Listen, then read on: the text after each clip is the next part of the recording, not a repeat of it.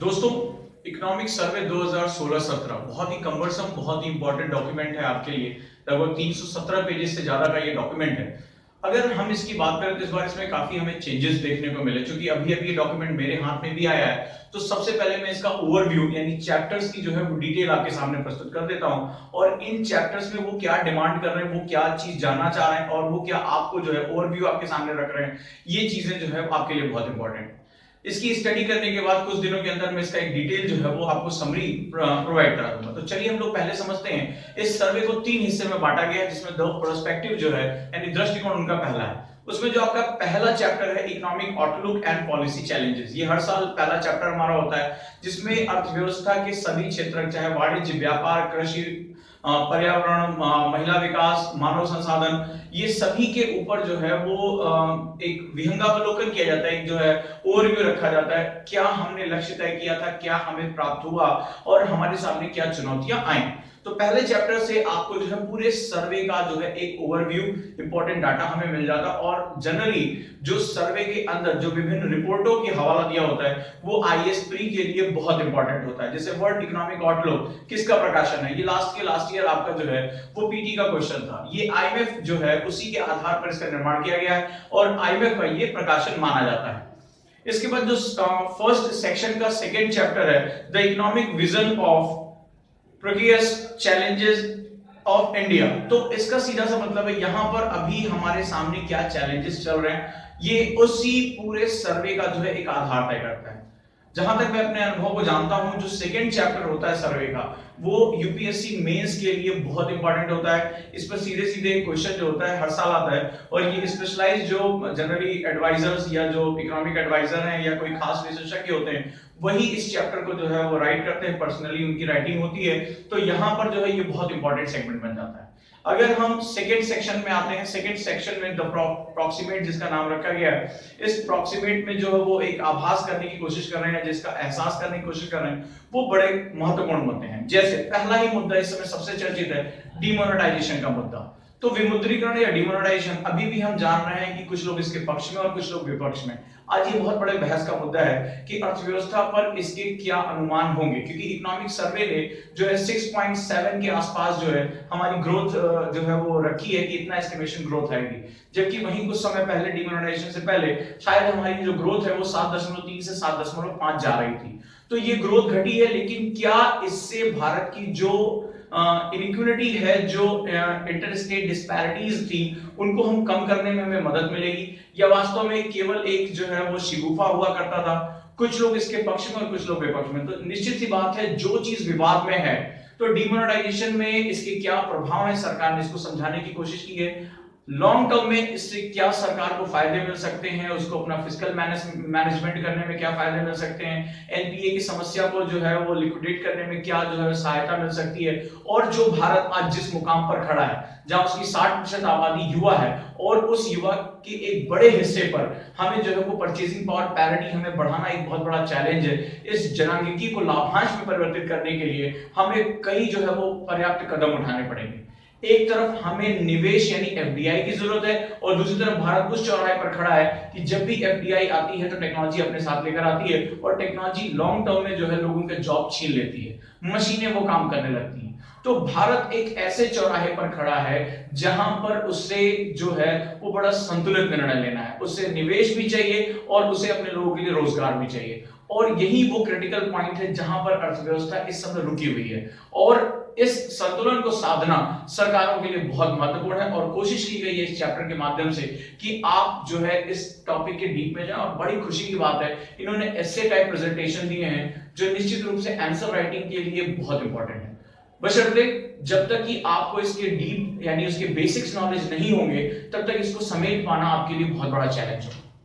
Second chapter है the fasting between balance sheet problem. तो balance sheet का मतलब है कि भुगतान संतुलन से यहां हमारी जो समस्या जुड़ी हुई है। हमें पता है कि जो बैलेंस ऑफ पेमेंट है कभी भी हमारे फेवर में नहीं रहा। इसमें हमारी विजिबल और इनविजिबल दो अकाउंट्स होते हैं, और भारत जो है वो आयात अधिक करता है और निर्यात कम। इसी वजह से हमारा जो बैलेंस ऑफ पेमेंट है वो हमेशा जो है ऋणात्मक रहा है।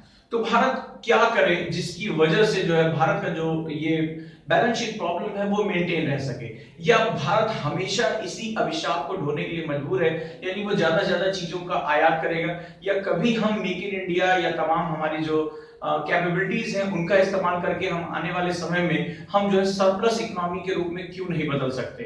निश्चित रूप से ये बहुत ही जबरदस्त जो है एक चुनौतीपूर्ण चैप्टर है, बहुत इंपॉर्टेंट चैप्टर है। Third one is fiscal framework, the world is changing, should India change too. बहुत अच्छा क्वेश्चन और बहुत ही रिप्रेजेंटेशन, अभी तक जो मैंने ओवरव्यू देखा इसका बहुत ही अच्छे ल्यूसिड वे में इसको समझाया गया, लेकिन इसमें कुछ चुनौतियां हैं। यहाँ पर जो है सरकार के स्टॉक फ्लोज, इन सब चीजों के बारे में बात की गई है। तो जब तक आपको स्टॉक फ्लोज, चाहे वर्ल्ड हो चाहे इंडिया हो, जब तक इसकी नॉलेज नहीं होगी तब तक आप इस चैप्टर को जो है वो बहुत तेजी से आत्मसात नहीं कर पाओगे। लेकिन ये बहुत इंपॉर्टेंट है, क्योंकि देखिए वित्तीय अनुशासन जो होता है किसी राष्ट्र के लिए बहुत इंपॉर्टेंट होता है। एक डॉक्यूमेंट के हिसाब से भारत हर साल बजट में लगभग जो है वो $5 बिलियन के आसपास, 5 लाख करोड़ रुपए के आसपास जो है वो ऋण लेता है, और हर बार जो है वो पिछले ऋण का जो है वो काफी बड़ा हिस्सा चुकाता है। तो सवाल है कि सरकार अपना कर आधार कैसे बढ़ाए, कर उत्प्लावकता यानी कि टैक्स बायोमेसी को कैसे मेंटेन करे, और इन सब से कहीं हटकर जो है वो वित्तीय अनुशासन को कैसे बिना ग्रोथ को रोके वित्तीय अनुशासन को कैसे मेंटेन करके रखे। ये बहुत इंपॉर्टेंट चैलेंज है, क्योंकि भारत ने जो है FRBM, fiscal responsibility and budgetary management जैसे कॉन्सेप्ट को अपना लिया है, बजट में निरंतर वो सुधार करने की कोशिश कर रहा है। तो ऐसे में इस चैप्टर से जो है आपको काफी बड़ा जो है एक डायमेंशन खुल जाए, और आपको पता है कि बजट जो है आपके पेपर 3 में, जो है जीएस पेपर 3 में, वो एक बड़ा इंपॉर्टेंट सेगमेंट है, सीधे सीधे वहां से क्वेश्चन आते हैं। Third is clothes and shoes, can India reclaim low skill manufacturing? Of course, आज के समय में जहां हम एक 60% जो है युवा आबादी के साथ हैं, और इस युवा आबादी को जो है वो हर हाथ को रोजगार जैसे नारे हम लेकर चलते हैं। सवाल है कि कब तक जो है हम वो low state manufacturing, low skill manufacturing करते रहेंगे। भारत आज उस जगह है जहां उसके बाद दुनिया का सबसे अधिक डेमोग्राफिक डिविडेंड है, बट प्रॉब्लम ये है कि कब तक जो है वो हम बाहर से जो है सोफिस्टिकेटेड टेक्नोलॉजी बुलाते रहेंगे और जो छोटी छोटी चीजें हैं वो बनाते रहेंगे। ऐसे में हम कभी भी अपनी इकोनॉमी को एक टर्न अराउंड नहीं दे पाएंगे।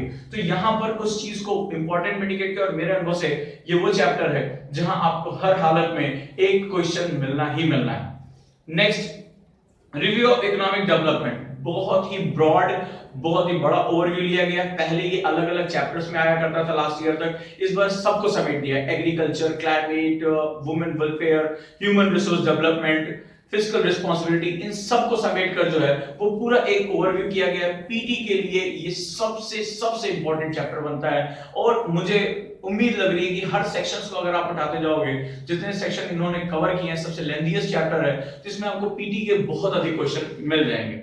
इसके बाद है यूनिवर्सल बेसिक इनकम। मुझे कुछ भी कहने में इसमें हिचक नहीं है कि ये इस बार का क्वेश्चन है मेंस का। यूनिवर्सल बेसिक इनकम एक ऐसा कॉन्सेप्ट है जो भारत जैसे विशाल देश में, जहां हमने बेरोजगारी भत्ते से लेकर मनरेगा प्रोग्राम तक हमने देखा, उन सब में जो है एक नया कॉन्सेप्ट आ रहा है कि हाँ, अब इस जो यूनिवर्सल बेसिक इनकम है वो क्या भारत जैसे विशाल जनसंख्या वाले देश, जहां अभी टेक्नोलॉजी पेनिट्रेशन नहीं कर पाया है, वहां पर क्या हम इसे यूज कर सकते हैं? अगर हाँ तो कैसे, अगर नहीं तो कैसे? तो इसमें बहुत ही खूबसूरत कन्वर्सेशन के माध्यम से जो है उस चैप्टर को जो है डिफाइन किया गया है। इसके बाद हम सेक्शन 3 में आते हैं, द परसिस्टेंट। अब सततता की बात करते हैं, वो कौन कौन सी चीजें हैं। यहाँ पर मिड टर्म ओवरव्यू किया गया है इकोनॉमिक्स का, और ये बताने की कोशिश की गई कि किन चीजों से क्या इफेक्ट निकलकर सामने आना है, जिसमें कि सबसे पहले India health and fertility. No doubt आज स्वास्थ्य के क्षेत्र में हमें बहुत कुछ करने की जरूरत है। न सिर्फ स्वास्थ्य के क्षेत्र में, हमें जो फर्टिलिटी रेशियो था उसको हमें घटाकर 2.1 या उससे नीचे लाने की आवश्यकता है, क्योंकि अगर हमने अभी जल्दी ही जो अपनी पॉपुलेशन है उसको जो है रोका नहीं या उसकी ग्रोथ को स्टेबलाइज नहीं किया, तो हमारे सामने जो हमारे रिसोर्सेज उनके ऊपर दबाव पड़ना शुरू हो जाएगा। हेल्थ एक ऐसा सेक्टर है जो काफी समय से उपेक्षित रहा है। बजट में उम्मीद की जा रही है कि इस मुद्दे पर काम किया जाएगा, और यूनिवर्सल हेल्थ कवरेज स्कीम जैसी महत्वपूर्ण मुद्दा जहां पर स्वास्थ्य का अधिकार आपको दिया जाएगा, उस विषय पर बहस इस देश में शुरू भी हो चुकी है। लास्ट ईयर आपने देखा जो मेंस में क्वेश्चन भी आया था। तो निश्चित रूप से ये एक ऐसा मुद्दा जहां हर साल बताने की आवश्यकता नहीं है कि यहाँ चाहे पेपर 1 कह लीजिए चाहे पेपर 3 कह लीजिए, यहाँ आपको क्वेश्चन मिलते हैं। इसके बाद वन इकोनॉमिक इंडिया, बहुत खूबसूरत हिस्सा है इसमें, जहां पर अब हम फेडरलिज्म के बारे में बात कर रहे हैं, हम जीएसटी के बारे में बात कर रहे हैं, और हम चाहते हैं कि भारत जो राज्यों का संघ है, अगर राज्य विकास की दौड़ में एक साथ नहीं चलेंगे तो भारत का विकास नहीं हो सकता। हमने अभी तक देखा कि इंटर स्टेट डिस्पैरिटी के हमें बहुत नुकसान झेलने पड़े। माइग्रेशन भी उन्हीं का एक जो है वो एक छोटा सा हिस्सा है, और इसकी वजह से दोनों पक्षों को, जहां से लोग माइग्रेट करते हैं और जहां पर माइग्रेट होते हैं, इन दोनों पक्षों को बड़े पैमाने पर जो है नुकसान उठाना पड़ता है, एक को तत्काल और एक को दीर्घकालिक। तो ऐसी कंडीशन में वन इंडिया का जो एक कॉन्सेप्ट है वो इसके अंदर लाया गया है। जीएसटी उसके सामने चुनौतियां, बहुत इंपॉर्टेंट टॉपिक है ये।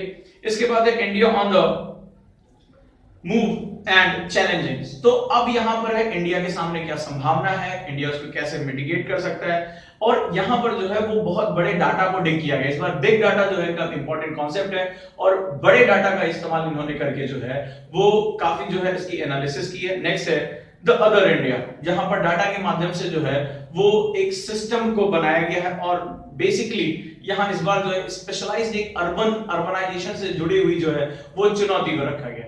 महत्वपूर्ण बात यह है कि आज पूरे विश्व की एक बड़ी आबादी जो तेजी से अर्बनाइज हो रही है। भारत का जो अर्बनाइजेशन है वो बड़ा गड्ढ छुपा हुआ है। साउथ एशिया में जो वर्ल्ड बैंक की रिपोर्ट आई है वो हमारे अर्बनाइजेशन को मेसी और हिडन कहती है।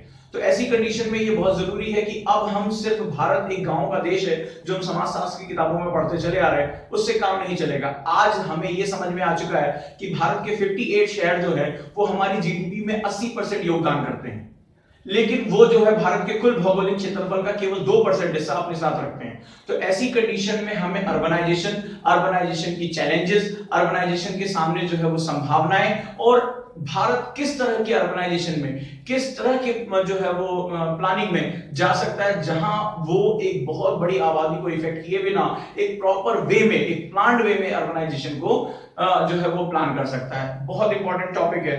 And from competitive federalism to competitive federalism, no doubt बहुत इंपॉर्टेंट है। कॉम्पिटिटिव फेडरलिज्म लगातार 2 बार से आ रहा है कोऑपरेटिव फेडरलिज्म, और कॉम्पिटिटिव फेडरलिज्म के माध्यम से उन्होंने central state, within a state, state to local governance, इन सब का जो है वो एक अर्थव्यवस्था में, भारत के विकास में, सामाजिक विकास में जो है उन्होंने एक तुलनात्मक अध्ययन किया। निश्चित रूप से बहुत बहुत इंपॉर्टेंट चैप्टर है, और इस चैप्टर से हम काफी बड़ा हिस्सा कवर करते हैं। तो दोस्तों ये सारे चैप्टर्स रहे, 14 चैप्टर में इन 3 सेक्शंस को बांटा गया है। इकोनॉमिक्स का एक जो एक थीम, एक ओवरव्यू, एक एसेंस जो आपको मिल चुका है, और आने वाले समय में जो है वो धीरे धीरे इस पे मैं, और जैसे मैं इसकी स्टडी करूंगा आपके सामने मैं ओवरव्यू रखता जाऊंगा। लेकिन बहुत महत्वपूर्ण बात है, आप उससे जुड़े रहिए। इसके लिए आप मेरा YouTube channel IAS by Ojaang sir, आप इसको सब्सक्राइब करिए, ताकि किसी भी तरह की जो नई जानकारियां हैं, करंट अफेयर्स की जानकारियां हैं, वो मैं आप तक पहुंचाता रहूं। और स्क्रीन पर मेरे नंबर पर आप मुझे व्हाट्सएप भी कर सकते हैं। Thank you very much.